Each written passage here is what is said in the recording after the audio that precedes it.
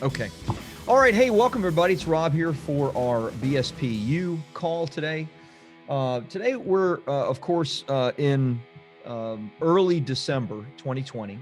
For those of you that are maybe watching this as a recorded presentation. And what we're talking about today, in some ways, may be a little late, but hey, better late than never. And that is how to really prepare for a great 2021. And I'm going to share both a model that I like to use. You guys know that I like models, and I like rhyme and alliteration and all of that. So I'm going to share with you a model, and then I'm going to break down the model that we use. And I've been working on this myself and with members of my team. And so this is stuff that is near and dear to my heart. And whether you have a team, whether it's large or small, or just yourself, I think that the things that we're going to talk about today will help you a great deal to be focused for massive success in 2021. So let me go ahead and share my screen, and we can be off because I do want to at least draw the model for you so you guys can see that. So I am sharing my screen. Hopefully you guys can all see that really well. Let me know if for some reason you cannot. So the model is fairly simple, and I'm going to speak through each of the individual elements of this. But this is the model that I use when looking at next year. And you can even do this quarterly and regularly, but I think about this more on a yearly type basis. And that is review, repair, and renew. Review, repair, and renew. Obviously, these flow into one another, something that in one sense you can do on a regular basis. As I said, it doesn't have to be yearly, but this is something that I do at least every year when it comes to my business. Review is all about looking at certain elements or pillars of your business, and I'm going to go into each one of what I consider the 5 pillars of our business. From there, it's making a plan to repair, and I'm going to give you 3 ways to both determine what needs to be repaired and then how the repairs can be made after you've made your review. And then lastly, how to renew your vision, your personal goals, etc., so that you can take everything that you've reviewed and repaired and set new goals in place and really push forward in a massive way. Okay, so let's go. I'll go ahead and stick with the whiteboard idea. And let's first talk about review and what the areas that we need to review are. So the pillars that and depending on what kind of business guru and who you adhere to about these things, maybe there's 6 or 7 or more. I'm thinking for these purposes, 5 specifically. Okay, and they are marketing, sales, operations, HR or people, and then, of course, in some ways, most important, and that is financial. Okay, so marketing, sales, operations, people, and then financial. And I'm drawing that the way I just drew it because I actually have the pictures of all you fine people over on that side, so I couldn't actually draw that better. So let me see if I can do that better. So finance. Great. Okay, so under each one of these, we think about various things, and I want to share with you what I think about and what it is that I am specifically reviewing. Some of these things I review on a regular basis. You know, I have my hand in all of the marketing for the business. It's an expertise of mine. The marketing and sales piece of it is something that I spend more time on personally in the business than just about anything else. Obviously, at one time, I was heavily involved in all these things, and depending on the size of your team and what your strengths and weaknesses are, you may, move more towards operations. But I think marketing and finance and sales to a certain extent are the things that every business owner at least needs to have their hand on their finger on the pulse. For me, that goes right along with my strength, especially the marketing and sales, the finance. Hey, I still want to be the one to write the checks and pay attention to that, though I do have obviously a CPA and an accountant on staff to help me with all of these things. So what do I look at when it comes to marketing? Let's just go through each one of these and let's talk about each one. When it comes to marketing, this is what I am paying attention to, and I am reviewing, and I'm actually looking back over all of 2020, and I'm reviewing, and I'm trying to decide on what needs to change, what might need to be brought back, what might need to be adjusted, et cetera. Number one is I want to look at the offers that my business is making. The offers that my business is making. Now, an offer can be looked at a couple of different ways, but when I say an offer, what I mean ultimately is, number one, the main thing that bestseller publishing is selling. So from a kind of macro view, an offer for us is the bestseller writing program, which I sell during the challenge, for example, or our full ghostwriting and what we call our gold or platinum creation program. That would include how we do the launch, and that would include the PR element if somebody decides to take the PR element as an upsell. I am always looking at that and adjusting it. There was a time when we didn't have a bestseller writing program. I decided, you know what, we needed to serve that element of the market that wants to have more involvement in the actual writing of it, and B, maybe didn't have as large a budget for the book as some of my other clients. So we crafted an offer that fit that market, and we've done very, very well. As many of you know, and Khaled and I were just talking about this, we crafted a new offer, and that's the Wall Street Journal and or USA Today bestseller. And obviously, I'm doing some testing on that. I've launched it. We sold it out easily. But I now need to deliver in a massive way on that offer. And so I am making sure that I can deliver on all of my promises. And so that is going to launch. It's probably going to launch. I don't have all of it scheduled yet, but we're thinking that it will be launched in February, maybe latest March. If that goes really well, then we will roll out that offer to the overall marketplace. I'm always looking at other offers and ways that we can serve and help our clients. So the first thing I want to look at is, what is my offer? And do I like it? Do I feel like it's really serving our clients in the best way possible? Is there anything missing with the offer itself? The next thing I'm looking at is, how are we launching our offers? Meaning, how are we, and these are maybe their own category, but let's just call them a subcategory of the launch. And that is, how are we generating leads? What channels are we using to generating leads? What offers, and I say offer now in a micro way, macro meaning our big overall what we're selling, micro meaning what is the offer that initially gets your interest to opt into my email list, maybe to buy my book, maybe to buy my new book, etc. So there's both the macro idea of the offer and the micro idea of the offer. The micro being, how do I initially get your interest in me and bestseller publishing, right? The challenge itself is a launch, right? A micro offer that then at the end of the challenge offers the macro offer of, okay, you can, move further down or further up the channel or up the ladder with bestseller publishing by taking advantage of that. So I'm looking at our offers, micro and macro. I'm looking at the channels that we use. We started to use YouTube.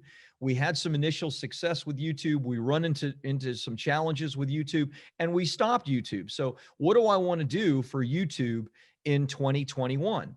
Now, I could take the time and share all the details with you about these things, but that would take us off what I'm really trying to look at with you, and that's for how you're going to do this with your own business. But as an example, I took a look at what we did on YouTube and then why we stopped doing what we did on YouTube.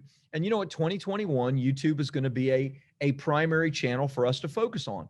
Our clients are on YouTube. Potential clients are on YouTube. People that are interested in our offer are on YouTube, and it has a much broader reach. However, one of the challenges with YouTube is the amount of video content that needs to be produced for YouTube. And when COVID hit, and we were no longer in the office together, and I was no longer in my studio with my son by my side, who was doing all my video editing, all of my content creation, then that all got stopped. And so our YouTube strategy was put on hold. Some of you know, he's going to be moving to Florida. He's looking to advance his career. He wants to do more with video, more with content marketing. And so he's going to be working more directly with me starting in January. So we will again be re-upping and focus much more on both creating and building out our YouTube channel and doing YouTube advertising and marketing. So again, under the marketing umbrella, I'm looking at all of these things: the channels, the launching, the offers that I'm making, micro and macro, how we're generating leads, et cetera. And I'm trying to put new ideas and plans in place for that. When it comes to sales, it's a little bit simpler in that there aren't so many different things that I have to look at, but I want to look at the team that we have when it comes to our sales department. I want to look at our closing percentage. I want to see how we did when it comes to COVID, because, you know, in some cases, business owners' checkbooks closed and their wallets closed a little bit. I know what our overall finances look like for bestseller publishing in 2020. And in a really great way, it was our best net income year ever, which, you know, you can't spend gross, you spend net. So that's fantastic. But our gross is probably going to be down maybe 8% or 10% or something like that. So, you know, why is that? You know, I ran some offers and I did some things where I was much more involved than I normally am. And the salespeople were less involved, meaning that I made more offers to large groups, which did very, very well. The challenge in 2020, you know, grossed us about $1 million. And that's fantastic. But that's $1 million less than my direct sales team produced. So I need to take a look at that. And I'm going to share with you even some details about how to go from review to repair to renew when it comes to that. With operations, operations is something that we are constantly working on. But when it comes to operations, we're looking at what are our processes and have we documented our process as well. We use a number of different softwares, and we've always, you know, we're always working to try to find the best one. Hopefully, we have one that we really like and that we're using. But as many of you know, Bob Harpole, we call him our client experience manager, but really in many ways, he runs the operations of bestseller publishing. He does a fantastic job. And what Bob does is he documents all of the processes. So every single entity, every single, you know, working unit, every part of our personnel knows exactly what they should be doing on a regular basis. These processes are documented and they're clear. Whenever something happens or there's an issue, we know where to go to. We go to the process and the documentation of that. So you have to take a look at that, right? HR is all about personnel. Fortunately, we don't have much turnover at Bestseller Publishing. Most of our staff has been with us for a long time, which is really cool. We've brought on some new staff because we felt like we needed to add personnel. So as an example, looking at 2021 as a goal, we saw a big issue in one part of our process that we felt like was always going to hamper us and be a challenge. So what we decided to do, and we had an outside contractor that was doing most of this work. And so what we decided to do is bite the bullet and bring on a full-time person to actually handle this element. So from a personnel perspective, we said, okay, it's better for us to really solve this thing in-house rather than having this contract person, right? A 1099 individual that we'd been working with for years, you know, continue to do a good job for the most part, but we have some problems that we just can't solve. And so from a personnel perspective, we took a look at that and we bit the bullet so that 2020 will be great for us going forward. Again, this is part of the review phase that's been going on for us for some time. And then when it comes to finances, you need to ask yourself, how does my cash flow look? both currently and projected into the future, and what kind of reserves do I need on an ongoing basis. Now, reserves are an interesting thing because, you talk to some people and they tell you that, you need about 12 months reserves, 6 to 12 months reserves sitting in your bank account just in case. I'm actually not of the mind that you need that much in the way of reserves, but there's a big caveat to that. The caveat is, what is your monthly burn rate? What is the monthly expenses that you have within your business? And can those monthly expenses be like scaled back quickly? So as an example, if something happened in our business, and this happened during COVID, right? If something happens like COVID, where, probably for the second time in my business life, meaning 2007 and 8 was similar, but for the second time, and in some ways, this was a black swan event unlike any I've ever experienced. There was this question as to, what's really going to happen next month? Like, will gas stations be open? Will hotels be open? What in the world is going to happen because of the lockdown and all of that? Will there be any businesses in business? It was scary. You probably remember. And so what we did is I looked at, the parts of our burn rate, the parts of our monthly expenses. And we were spending in 2019, we spent around $650,000-$700,000 on advertising alone. So that's $50,000 to $60,000 a month that, quite honestly, I don't need to have a year's worth of reserves of 60 grand a month burn rate in the bank. Why? Because I can scale back my advertising significantly, because during a black swan event like COVID, not knowing what's going to happen in the future, I don't need to be spending that kind of money. So that's exactly what I did during that month of March, April, when, holy cow, we didn't know what was going to happen. We went from spending, $2,000 a day to spending $300 a day. So, you know, I'm kind of explaining now. We've ramped it up since then because we've seen, okay, for the most part, our online business has not suffered at all, and things are going great. And there's still plenty of people that are buying, and they see the need for what we do, et cetera. But the point is, you don't necessarily need 6 months of your entire monthly your entire monthly expenses in the bank, because a big portion of your monthly expenses could be scaled back very quickly. Now, by the way, our staff, we have not scaled back our staff. In fact, we have a larger staff than we did pre-COVID.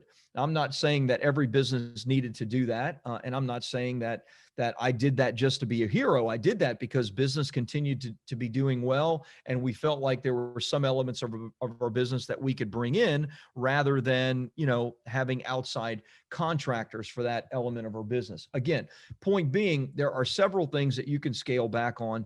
With all that said, I do like to have a significant amount of money in cash in the bank, even though cash is trash. I would much rather be invested in Bitcoin or cryptocurrency or real estate or something that, and some of you are going, what the heck, cryptocurrency, Bitcoin? Yeah.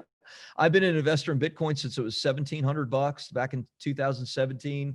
I'm a big believer in it. I'm not your financial advisor, so don't listen to me. I don't know what the heck I'm talking about, but personally, I'm a big believer in it. I'd rather have my money invested in something other than cash, but I leave multiple six figures in the bank because I want to make sure that we can always make our payroll, pay our bills. And if we go months and months and months without being able to do those things, I want to know that our people are taken care of, and that Bestseller Publishing can always deliver on our promises. So that's our pillars. Now, you may say, well, Rob, you left this out or you left that out. I'm sure I did, but this is what I'm looking at. I'm looking at marketing, sales, operations, HR, and finances. Those are the things that I'm looking at and I'm taking stock of when I review, and I gave you kind of the subcategories of those things, if you will. Okay. So let's go ahead and transition from review to repair. Let's talk about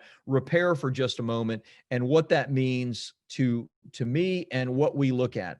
The first thing when I think about repair is we really need to know what it is that needs to be repaired. And oftentimes just a review is not enough. Like if I do a review And I notice that some of our statistics are down with sales. I notice that, okay, our percentage of closing rate is down, or, the number of high quality applications that we have are down. That kind of stuff I can reflect on when it comes to the review phase, but I often need, like, because you lose sight of the forest for the trees. I often need an outside pair of eyes, and you will need an outside pair of eyes to help you and guide you when it comes to what specifically needs to be repaired. So number one, I want, as I just said, I want outside eyes. I want an outside perspective from somebody else. Now, how do I do that? I do that a couple of different ways. And I guess these could be A, B, C, D rather than 1, 2, 3, 4, but you get the idea. So here's how I do that. Number one, be a part of a great group. And you can call it a mastermind. I have been in many really good masterminds. Many of you know I was in Russell Brunson's Inner Circle group from its outset until early 2019. Russell and I became friends. I made a lot of money. I learned a lot. It was fantastic. I was also in several others during that period of time, and so I've learned a lot, and I've given a lot, and served a lot. Right now, I'm not in any kind of direct mastermind except for one that is a very small group. There are only 7 of us. It's people that I've known for years that run multi-million-dollar businesses that I trust completely and with my life, not just with my business. And I ask them advice on a regular basis. Let me give you an example. Yesterday, and I won't give you any more detail than this, but yesterday somebody was trashing me on social media. And this was somebody that I had that wanted, I was in their Dream 100. They wanted to get to you. They wanted my 1,000+ clients. They wanted to be a vendor. So this person asked to do some stuff for me for free. And if it worked out, I said, if it works, then I will introduce you to my clients, which is what I do on a regular basis. I've done that. I'm doing that with LinkedIn, although I'm paying for the LinkedIn services. I did that recently with the chatbot stuff. And so this person was another example of that. Well, long story short, it didn't go well. What they set up for me was a failure. It was not a success, and they didn't want to work on it anymore. Instead, sent me an invoice and said, here, just pay me this amount and we'll call it even. And I said, no, I never promised to pay you. I never hired you. I never signed a contract. You said you would do it for free. And if it worked, I would, in exchange, invite you into my group and share that. Well, this person, many months later, basically came out and said I was a crook and a scammer because I didn't follow through and invite him into my audience, even though his stuff sucked. And I deleted the campaign because it cost me a fortune. I wanted to sue him. I wanted to sick my attorneys on him for libel, I wanted to go after him. And I went to my group, this small 7-person group, and I said, look, what would you guys do? You've had situations like this. And they talked me down. They talked me out of the tree. They said, look, this guy has no reach. Nobody is listening to what he says. Take the high road and just ignore the guy. Forget about it. And you know what? After I was able to get some outside eyes looking at my business and looking at me, I was able to have more peace of mind and completely let go of it. Well, I want to do that with every aspect and every part of my business. So number one, be a part of a group of some kind. Number two, pay for outside consulting. So I'm not going to go into depth on this, but you kind of understand what this is. But I have a consulting appointment tomorrow with a sales consultant, a person that built a $50 million business from the ground up, the sales part of the business. And I want to get a second set of eyes on my process, how we treat what we call triaging people, how we do our strategy, all of that. And I'm going to be hiring this individual to help me to get a second set of eyes on what we're doing now in kind of a post or even, current COVID world. What can we do better, et cetera? So pay for consulting. And then third, and maybe best, is ask your clients. Ask your clients. In other words, people that you are regularly working with that are experiencing your business as a paying customer. They already like you. They already love you. They wanted to work with you. They wrote a check to be a part of it. And you know what? They're going to have a perspective on what you need to repair within your business and how you can potentially do that. That's one of the reasons I shared with you that we ended up hiring another full-time person just in the last 2 weeks, because this outside contractor that we've been working with for 5 years wasn't doing the job that we wanted done. And we felt like this was such a crucial part of our business. We needed to bite the bullet and pay for a full-time person, even though we didn't have, quote unquote, enough full-time work in this one slice. But it was our clients giving us feedback every single time that told us we need to bite the bullet and do what is right and repair this element of our business. Okay. So that's review, that's repair. Let's go to one more and let's talk for a few minutes about renew. And then, of course, as always, I'll answer any questions that you have. So, I don't know about you, but after I review and then look at what needs to be repaired, I'm not always in the best frame of mind. In other words, it's easy to be down on yourself, down on your business, down on how you're not doing as well as you should, right? We all have negative self-talk. We all, are faced with criticism. In fact, I was reading a Psychology Today article, and in the article said that on average, a human being has about 50,000 thoughts per day. And unfortunately, 40,000 of those 50,000 are negative. Now, I can't back up, this doctor's research. I'm just quoting what the doctor said. I don't know if I'm on or off, but my own personal experience tells me that sounds about right. 80% of our thoughts, if we don't control our minds, can be negative. So what do you do? Well, the renewal part for me is more a mental exercise than anything else. And that is about a couple of things. One, it's about renewing my vision for the business and for my life. Now, I'm not talking about my life as much, but obviously my business and my life are kind of hand in hand. I love my business. I love what I do. It's why I do it. It's why I continue to do it. I've shared with you about the 3 E's that I do, right? I do that on a regular basis because I want to make sure that what I'm doing is enjoyable, that I excel at, and that I'm earning money at. So part of the renewing is about me renewing my vision for myself, my role in the business, and the business itself. Besides that, I want to renew also my personal goals and my business goals, right? Both. I want to look at,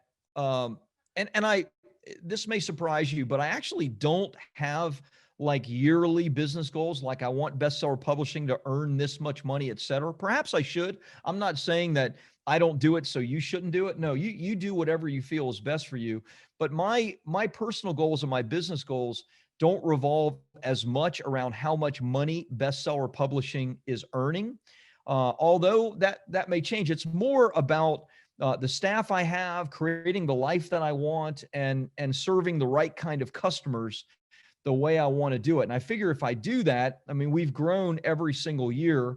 I figure if I continue to do that and focus on that, then we'll be just fine, or at least I'll be very, very happy in a business that I love. So anyway, you need to figure out what your personal goals are, what your business goals are, and what that looks like for you. And then kind of lastly, what it is that you need to do to renew your mind and your focus. For me, around this time of the year, it's all about what I'm reading, what I'm studying, the mindset and meditation that I have on a regular basis. And then the focus comes by me having like something that I am shooting for personally. And I need shorter term stuff.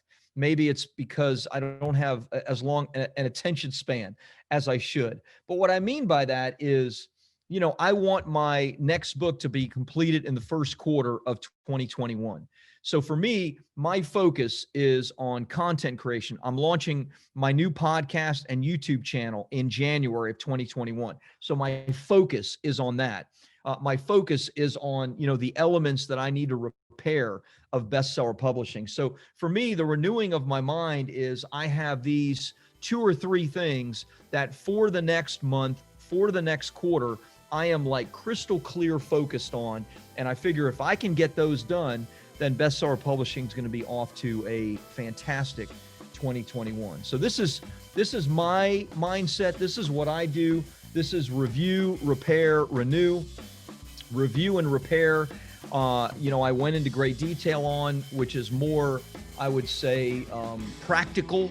And renew is maybe a little bit more about the mental game and what your focus and your vision and your goals really are. Okay, so that is it. I hope that has been helpful. Let me stop the share and then let me see what I can maybe answer for any of you that had some questions about those things.